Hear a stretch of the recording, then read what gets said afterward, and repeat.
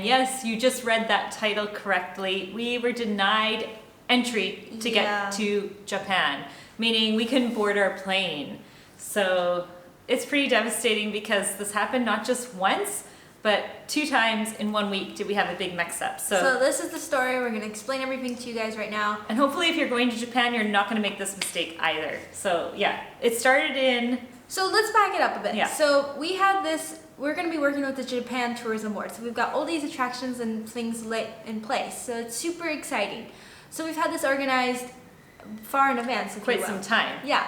And we were in New Zealand, we're like, okay, what's the cheapest way to get to Tokyo? And we're like, oh, cool, we can go to Indonesia, because we had about 2 weeks time spare. So we went over there to we were Bali. in Bali. It was amazing. We had such a good time. Then we booked our flights to go to Vietnam. And Vietnam was going to be a layover. And so if you do a layover in Vietnam, usually when you get to the airport, you just do like a visa on arrival, or you do it online and it gets issued. And the closer the time frame, the more you pay for the online version. But we're like, well, last time we went, we just did visa on arrival. But here's the catch. Since COVID, they don't do visa on arrivals on weekends. And we didn't know this. So literally the day before, we were scrambling trying to get this organized. Yeah, trying to message all the different ones. If you go online, you'll see probably like 20 different agencies doing it. So you have to be mindful of who's doing it. And none of them, they were all like, no, I'm sorry, we can't do it on the weekend. Can't do it on the weekend. Can't do it on the weekend. Impossible to do on the weekend. We're like, why? Like, why can't you do it? So that was scrapped. So we were like, okay, right. So we just switched plans. We decided, okay, let's get new flights. But that meant we lost that portion of the flight. So that really sucked because it's not like we've got all this extra money for flights. No. Okay. Then we book our new flights. This time through Singapore. Through Singapore. Singapore, easy peasy. We have a 4-hour layover. Lots of time. No problem, right? Yeah. Then we get to the counter. And then they're like, where's your certificate for vaccines? We're like, here they are. And they're like, where's your 3rd dose? And we're like, we have 2 doses. Yeah. And they're like, oh no, you need 3 doses to enter Japan. And we're like, what? So they're like, you could do a PCR test, but that takes 6 hours before we get it. And if we would have had enough time, like we would have had the extra 2 hours, we could have done that. But we didn't, and so we missed literally those flights. Yeah. Which is crazy. Now get this. Come like in a couple weeks, they're lifting those restrictions, so that won't even be an issue. Because if you think about it, we've been traveling so much all around the world.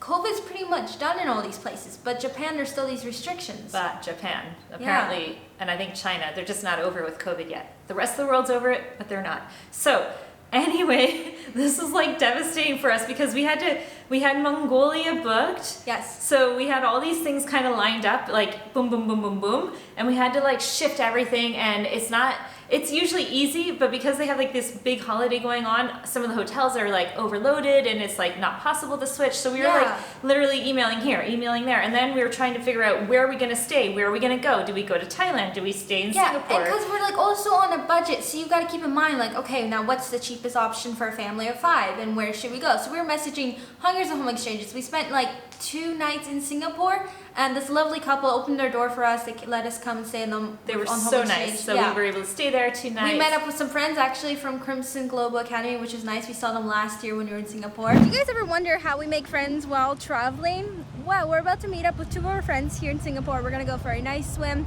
But how did you meet them? We met them on Crimson Global Academy like 2 years back or 1 year back. And we met them in Singapore last year, now we're back, so we're gonna meet them again. Yeah, there's a Sad from Pakistan, Ken from Japan, and they were in your class and Chloe's class. Yeah. And now we're gonna re-see them, which is so cool.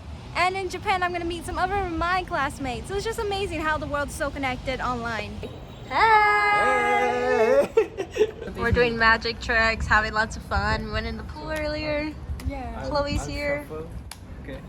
That's really cool. So we did get to do some fun things briefly in Singapore, but like it was in this transitional phase where we were at the airport most of the days for like hours just trying to find a spot. Figure out. So we've been now at the airport for 7 hours. I said earlier, I feel like we're in the movie The Terminal where the guy gets stuck in the airport and he can't leave and he just lives in there for like years upon years.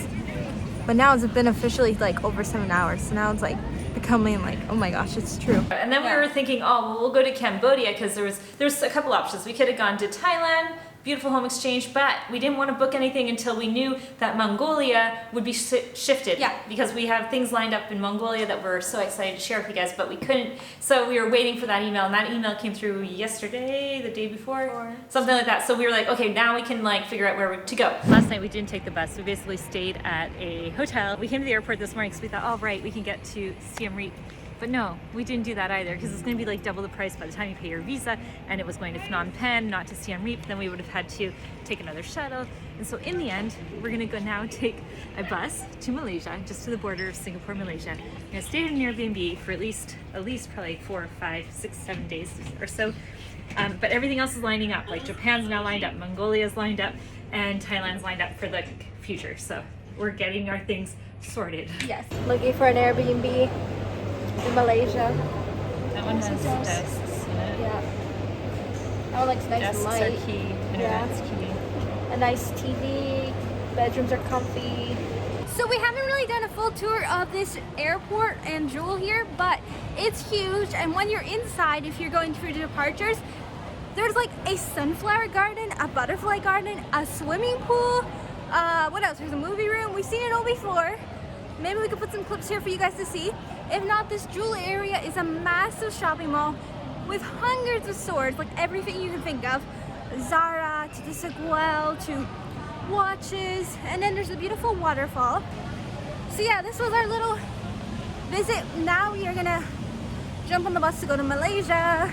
Yeah. So long story short, all we did from Singapore is we came over the border into Malaysia. We're staying in the beautiful high-rise. At least there's like internet and some things like that, so that we can, and amenities, whatever. And we can settle ourselves in until we decide where to go next. Yeah, here it's so busy. This is Eid in Malaysia, so it's like their national celebration of Eid. So there's people everywhere. I feel like we're back in India or something. Yeah, and it's like a holiday. Everyone's out and about at the beach. Which will be Northeast Asia, like in Southeast Asia, we've done all these countries before, so we're excited to go through some new ones in like literally a week, 2 weeks time. So Japan's pushed back by a couple weeks. We're gonna go to Mongolia first, South Korea as well. South Korea, and then finally to Japan. Yes, we're so excited. So we just want to share with you guys live update. Please don't do that mistake. And I'm gonna start making because we consider ourselves experts. So I'm gonna make a video of like what not to do when traveling, what not to do when you're booking an Airbnb, because that caught us off guard too. And like there's so many things, you almost need a checklist that you like go